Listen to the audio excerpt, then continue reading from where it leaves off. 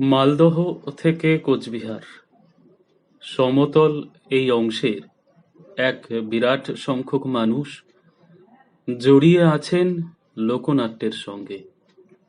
গম্ভীরা, খন, বিশহরী, পালাটিয়া, কুষাণ, দোতারাডাঙ্গা পালাগানের চর্চা করেন সমাজের প্রান্তবাসী শিল্পীরা। সহজ সরল স্বাভাবিক আয়োজনে সর্বজনের হয়ে ওঠে এই উপস্থাপনা। একার নয়, নাগরিক থিয়েটারের মতো শুধু কোনো দলের নয়, নয় কোনো নির্দেশক বা নাটককারের। তাই নাটকের গুরুত্বকে ছাপিয়ে যায় না অভিনেতা, নাটককার, নির্দেশকের নাম, তাদের পরিচিতি। যেমন আমরা অনেক জনপ্রিয় লোকগীতি, পল্লীগীতি, ভাওয়াইয়ার কবি বা গীতিকারের নামও জানি না, তেমনি লোকনাট্যগুলি এপিকের মতোই সবার হয়ে ওঠে। বিশ্বায়নের দাপটে যখন আমাদের সব রকম নিজস্বতা হারিয়েছে, আমাদের খাবার, পোশাক, বিনোদন আজ পুরো দুনিয়ার সঙ্গে এক, হুবহু এক রকম, নিজের আইডেন্টিটি হারিয়েছি, তখন লোকনাটক, লোকগান অনেক ঝড়ের মধ্যেও নিজেদের ধারাকে অব্যাহত রাখার জন্য সদর্থক ভূমিকা নিয়েছে। যুক্ত মানুষেরা হারিয়ে যেতে দেননি স্বতন্ত্র পরিচিতি, ঐতিহ্য ও পরম্পরা। আচারভিত্তিক নাটকগুলি যেমন বিষহরা, গম্ভীরা, জলমাঙার গান, বখেলা, মুখাখেল, কুষাণ গান, চোরচুন্নি ইত্যাদি সারা বছর কিছু কিছু পরিবেশিত হতেই থাকে। কিন্তু লোকরঞ্জন ও অবসর বিনোদনের জন্য যে আসর, যেমন পালাটিয়া, খন, দোতারাডাঙ্গা ইত্যাদি, তার আয়োজন হয়ে থাকে সাধারণত ভাদ্র আশ্বিন মাস থেকে শুরু হয়ে চৈত্র মাসের শেষ পর্যন্ত। অর্থাৎ দুর্গাপূজা শেষ হওয়ার সঙ্গে সঙ্গেই পালার আসরগুলি শুরু হয়। আসর প্রতি যে টাকা একটি নাট্যদল পায়, তাতে দলের এক একজন শিল্পী রাতের শেষে 700 থেকে 1000 খানেক টাকা পেয়ে থাকেন। সারা রাত অভিনয়ের শেষে রাত 10টায় শুরু হয়ে আসর চলে ভোর 6টা পর্যন্ত। প্রস্তুতির সময় আরো ঘন্টা চারেক, তাহলে দাঁড়ালো শিল্পীরা 11 থেকে 12 ঘন্টা কাজ করে টাকাটা রোজগার করেন। 7-8 মাস কাজ করে ঘরে আসে না শিল্পীদের পরিবারের সারা বছরের খরচ। যাদের ছিটেফোঁটা জমি আছে তাদের কিছুটা সুবিধে, কিন্তু যারা কেবল এর উপরেই নির্ভরশীল, তাদের শুধু বিনোদন করলেই চলে না, আচারভিত্তিক নাট্যেও অংশ নিতে হয় নিয়মিত।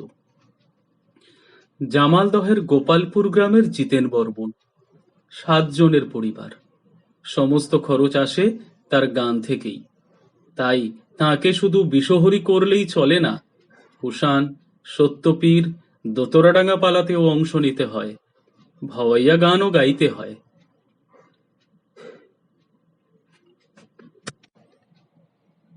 ময়নাগুড়ির চৈতন্যদেব রায় স্টুডিও থেকে স্টুডিওতে দৌড়ে বেড়াতে হয়। নিজে গান গাওয়ার পাশাপাশি বিভিন্ন শিল্পীর সঙ্গে সহায়তা করতে হয় দোতরা বাজিয়ে, প্রায় প্রতিদিন সারাটা বছর। আর কিছু গানের টিউশন ভরসা। হিসেব করে দেখলে যে সময়কে শিল্পীরা সিজন টাইম বলেন, সেটা ঠিক লকডাউনের পূর্বেই শেষ হয়েছে। এ কারণে এই শিল্পীদের হাতে কিছু টাকা থাকবার কথা, দুর্ভাগ্যের বিষয় নেই। যাদের চাষযোগ্য কিছু জমি আছে, তারা সেই জমিতে আলু, টমেটো, কাঁচা লঙ্কা তুলে পাট লাগিয়েছেন। তোলা ফসলের দাম পাওয়ার যে কথা, তা পাননি। চাষের কাজে খরচ হয়েছে, আর বাকিটা এই 2 মাসের সংসার প্রতিপালনে। আর যে সময়টা শিল্পীদের অফ সিজন, সে সময়টা অর্থাৎ বৈশাখ থেকে ভাদ্র, এই সময়টা কীর্তনের আসর, বিশ্বহরি গান থেকে কিছু রোজগার হতে থাকে। সঙ্গীতের শিক্ষকতা করে মাসে সামান্য কিছু আয় হয়। সব মিলিয়ে শিল্পীরা খারাপ থাকেন না, খুব ভালোও থাকেন তা নয়। কারোর কাছে হাত পাততে হয় না, নুন ভাত ডাল ভাত জুটে যায়। এই অভাবনীয় এবং অভূতপূর্ব পরিস্থিতিতে তাঁরা বড় অসহায়। মাধবডাঙ্গার শিল্পী প্রধানের বাড়িতে বৃদ্ধ পিতামাতা, বিশেষভাবে সক্ষম দাদাসহ 7 জন মানুষ। নিজের একমাত্র 3 বছরের সন্তান জন্মগত কিছু শারীরিক সমস্যায় আছে, সাবধানে রাখতে হয় তাকে। নিয়মিত ডাক্তার, ওষুধপত্রের খরচ আছে।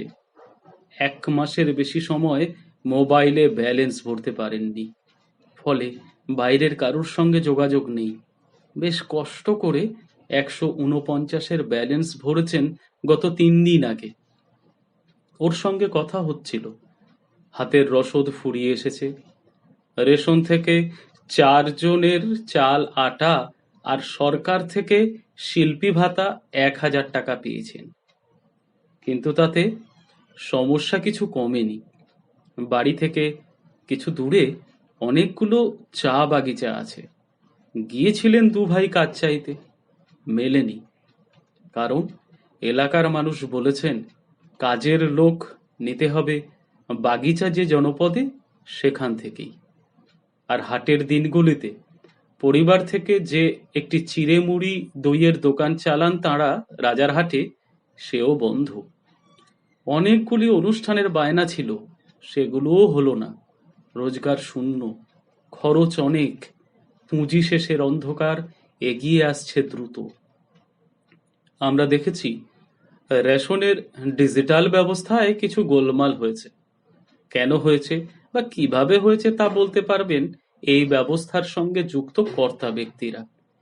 দেখা গেছে যাদের AAY কার্ডভুক্ত থাকার কথা তারা চলে গেছেন PHH এবং SPHH গ্রুপে। AAY, PHH এবং SPHH, RKSY 1 বা 2 সব মিলিয়ে গোলমাল থেকে গেছে অনেক ক্ষেত্রেই। এ কারণে উপভোক্তা শিল্পীর প্রয়োজন মিটছে না। এছাড়া শুধু চাল আটা হলেই তো হয় না, বেঁচে থাকার আরো কিছু অত্যাবশ্যক জিনিসের প্রয়োজন। তা 1000 টাকায় হওয়া সম্ভব নয়।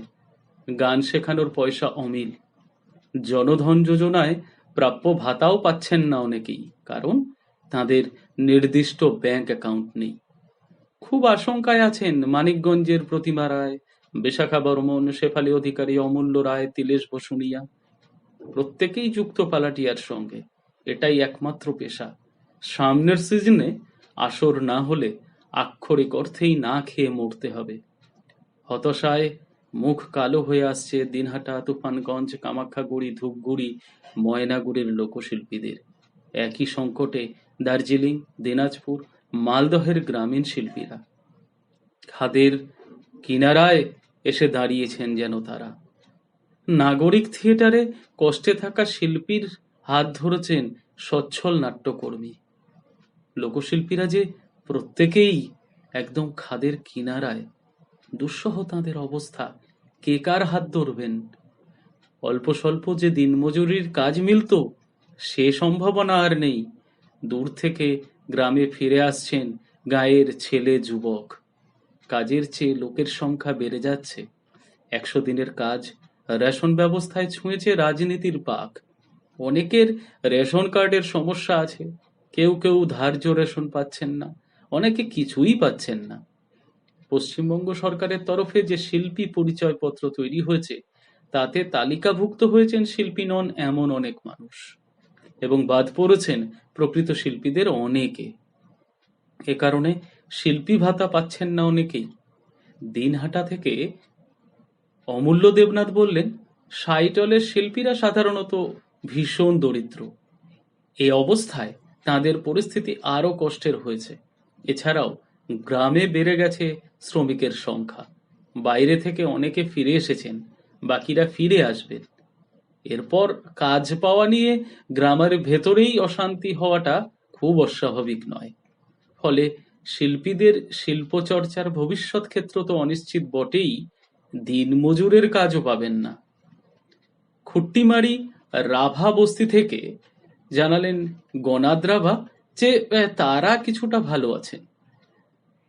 সামান্য খেতিবাড়ি আর জঙ্গলের সঙ্গে থাকি তো জঙ্গলই আমাদের টেনে নিয়ে যাবে, বললেন গনাদ। গান বাজনার ভবিষ্যৎ নিয়ে দুশ্চিন্তায় আছেন। গ্রাম থেকে বেরুতে যদি না পারেন তবে সামনের মরশুমের চাষাবাদ কি করে হবে তা নিয়েও ভাবনায় আছেন। জামালদহের গোপালপুর থেকে জিতেনদা যেমন ফোনে বললেন, শোনেন দাদা, করোনায় মুই মরিন না, মরিম না খায়া। হয়তো এমন দোতরা হাতে অনেকে সত্যিই মরে যাবেন। দেখেছি যেখানে শিল্পীদের সমবায় সমিতি হয়েছে তুলনামূলক সেখানে তারা কিছুটা ভালো আছে, কারণ স্বাভাবিকভাবেই কষ্টে পড়া শিল্পীর পাশে দ্রুত পৌঁছে যেতে পারছেন সমবায়ের সদস্য। কথা হলো দিনাজপুর খনপালা গান সমিতির সভাপতি খগেন্দ্রনাথ সরকার ও সম্পাদক বাউদিয়া রায়ের সঙ্গে। নিজেদের উদ্যোগে গড়ে তোলা এই সমিতিভুক্ত করতে পেরেছেন প্রায় 1000-এরও কাছাকাছি খন শিল্পীকে। তাদের সুবিধে অসুবিধে সমিতি খেয়াল রাখে। সমিতি শিল্পীদের প্রয়োজনে কাপড়, খাদ্যদ্রব্য, অর্থ সহায়তা সারা বছরই করে থাকে। বাংলা আবাস যোজনায়, যেটা পূর্বের গীতাঞ্জলি আবাস যোজনা ছিল, তার মাধ্যমে 25 জন শিল্পীর বাড়ি তৈরি করে তার প্রয়োজনীয় উদ্যোগ নিয়েছেন এবং সেটা করা গেছে। কিন্তু তারা মানছেন প্রয়োজনের তুলনায় তা সামান্যই। অনেক শিল্পী সরকারি তালিকাভুক্ত হতে পারেননি, তাই অনেকেই বেশ কষ্টে আছেন। সামগ্রিকভাবে লোকশিল্পী লোকনাট্যের চিত্র খুব ভালো নয়। খুব তাড়াতাড়ি কিছু করা প্রয়োজন। কিভাবে? তারা যে সংখ্যায় অনেক বেশি, একটু ভাবুন মানবিক হয়ে। পথ তো বেরোবেই, কিছু একটা বের করতেই হবে। বিধায়ক, সাংসদ, অসরকারি সংস্থা, এনজিওদের এগিয়ে আসতে হবে। শুধু ভোটের হিসেব করলে হবে না। মানুষের জীবন বাঁচাতে শানিত হাতিয়ার হোক রাজনীতি। সরকারকেও নিজের ব্যবস্থা কাজে লাগাতে হবে। প্রতিটি জেলায় আছে জেলা তথ্য ও সংস্কৃতি দপ্তর। তাদের সঙ্গে জেলার সমস্ত শিল্পীদের নিবিড় সম্পর্ক। শুধু তালিকাভুক্ত শিল্পীদের খোঁজ নিলেই হবে না। আরো অনেক শিল্পী আছেন যারা সরকারি তালিকাভুক্ত হতে পারেননি, তাদের ভুললে চলবে না। বিশেষভাবে নজর দিতে হবে বয়স্ক শিল্পীদের প্রতি। তাদের অনেকেরই বয়স 80-র উপরে, 100-র কাছাকাছি। শিল্পীদের সাহায্যে এগিয়ে আসতে হবে সব রাজনৈতিক দলকেই, সদর্থক মানসিকতা নিয়ে। ফলে রাজনৈতিক, সরকারি, অসরকারি, স্বেচ্ছাসেবী সংগঠন, ব্যক্তিগত উদ্যোগ সব মিলিয়ে সুন্দর কাজ হতে পারে লোকশিল্পীদের জন্য।